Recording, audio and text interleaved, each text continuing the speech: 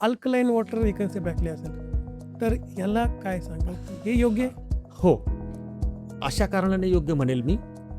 पूर्वीच्या काळी जेव्हा पाणी आपण प्यायचो तेव्हा ते विहिरीचं पाणी असायचं.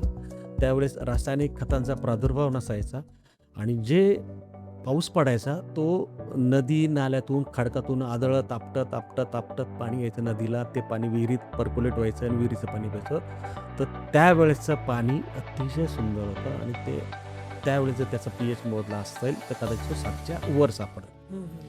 आत्ताच्या काळामध्ये गेल्या 20-25 वर्षामध्ये जे इंडस्ट्रियलायझेशन झालं, शेतीमध्ये जे केमिकलचा झाला, तो सगळा परिणाम बघता आत्ताचं जो पाणी आहे त्या पाण्याचा pH हा ॲसिडिक झालेला आहे. असे काय?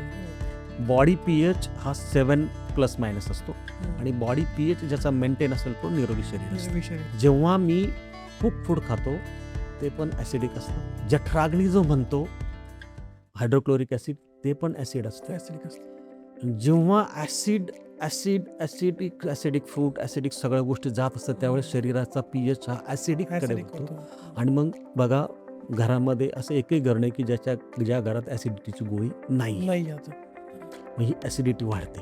ही ॲसिडिटी वाढत वाढत वाढत वाढत जाऊन हायपर ॲसिडिटी मग तो इनो शिवाय त्याची ॲसिडिटी जात नाही. आणि मग एक दिवस असा येतो की acidity leads to cancer. Cancer. याच्याकरता पाणी हे निश्चितपणे अल्कलाईन असलं पाहिजे, निश्चितपणे.